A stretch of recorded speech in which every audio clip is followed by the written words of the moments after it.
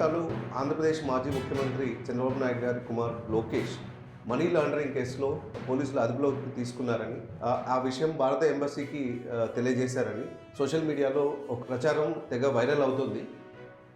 ఈ విషయమై వాస్తవాలు తెలుసుకునేందుకు మనతో సీనియర్ జర్నలిస్ట్ శ్రవణ్ కుమార్ గారు ఉన్నారు. శ్రవణ్ కుమార్ గారు, ఈ గత రాత్రి నుంచి చంద్రబాబు నాయుడు గారి కుమారుడు లోకేష్ మనీ లాండరింగ్ కేసులో అదుపులోకి తీసుకున్నట్టు బాగా ఫేస్బుక్, ట్విట్టర్, సోషల్ మీడియాలో వైరల్ అవుతున్నాయి పోస్టులు. ఇందులో వాస్తవాలు ఎంతవరకు ఉన్నాయి? గత 2 ఏళ్ళుగా మీరు ఫ్యాక్ట్ చెక్లో పనిచేశారు. అసలు ఏంటి, ఎంత మేరకు ఇది నిజాలు? ఇప్పుడు మనకు చాలా వరకు ఏంటంటే మెయిన్ స్ట్రీమ్ మీడియా కన్నా సోషల్ మీడియా చాలా స్పీడ్గాను ఇన్ఫ్లుయెన్సబుల్గా ఉంది జనరల్గా.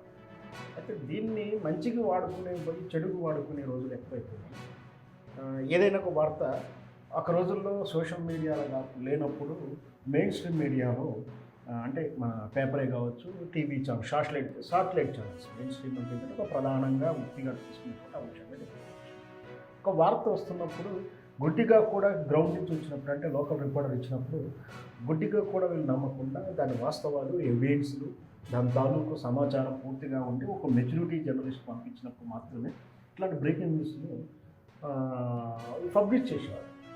అక్కడ ఒక మెచ్యూరిటీ టీము అవంతా ఉంటుంది. ఇక్కడ అలా కాదు. సోషల్ మీడియాలో ఎవరి ఇంట్లో కూర్చొని, ఎక్కడో చీకట్లో రూమ్లో కూర్చొని ఎవరికి వచ్చినటువంటి వార్తలని వాళ్ళకి కావాలని ఇన్ఫ్లుయెన్స్ చేస్తూ ప్రాపగండం చేయడానికి ఇలాంటి వార్తలు క్రియేట్ చేస్తుంటారు.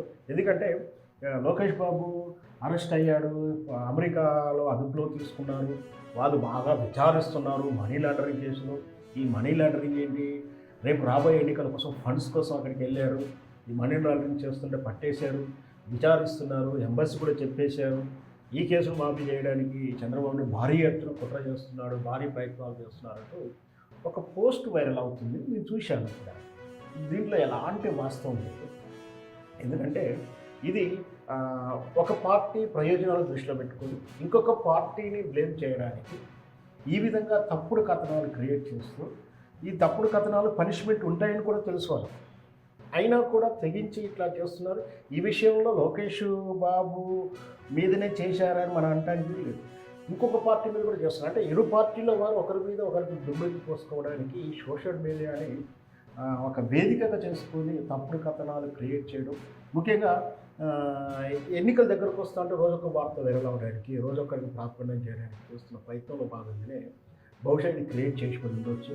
వాస్తవానికి మనకున్న సమాచారం ఇంతవరకు కూడా ఎలాంటి కేసు లేదు, అసలు జరిగిన వాస్తవం కానే కాదు. ఇది ఒక తప్పుడు కథనం కూడా చెప్పుకోవచ్చు. ఇది ఫస్ట్ సోషల్ మనం పేర్లు మనకున్న సమాచారం మేరకు మనం చెక్ చేసుకున్న విధానం ప్రకారం ఇది ట్విట్టర్ అంటే ఎక్స్, ఇప్పుడు దాని పేరు ఎక్స్. సో మొదట్లో దాని ట్విట్టర్ గారు అందరికీ వారికి తెలుసు. ట్విట్టర్లో ఫస్ట్ పోస్ట్ అయినట్టుగా సమాచారం వస్తుంది. ఇంకా దీని గురించి పోలీసులు దర్యాప్తు కూడా మొదలు పెట్టారంటే సమాచారం కూడా లేదు, బట్ వైరల్ అయితే అవుతూ ఉంది. మనమైతే ఇదైతే నిజమని చెప్పడానికి ఎక్కడా కూడా ఆధారం లేవు, అబద్ధం అని చెప్పడానికి అయితే మనకు స్పష్టంగా తెలుస్తుంది. ఎందుకంటే ఇది ఒకవేళ నిజమై ఉంటే మెయిన్ స్ట్రీమ్ మీడియాలో తెలుస్తుంది. ఎందుకంటే మన తెలుగు మీడియా తెలవకుండా నేషనల్ మీడియాకైనా వస్తుంది. కాబట్టి అలాంటి మెయిన్ స్ట్రీమ్లో కనిపించిన వార్త ఏదున్నా కూడా మనం ఫేక్ వార్తగానే చూసుకోవచ్చు, నిరాధారణ వార్తగా చూడవచ్చు. దీంట్లో వాస్తవాలు లేవు.